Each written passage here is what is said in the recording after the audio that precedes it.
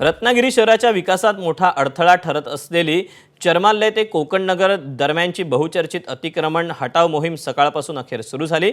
नगरपालिकेच्या पथकाने सकाळी जेसीबीसह घटनास्थळी धडक देत या भागातील अनधिकृत बांधकाम आणि दुकानं जमीनदोस्त करायला सुरुवात केली।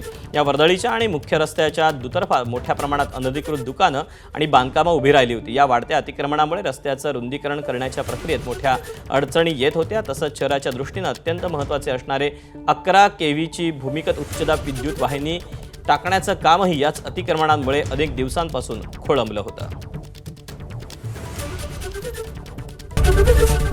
एबीपी माझा, उघडा डोळे बघा नीट।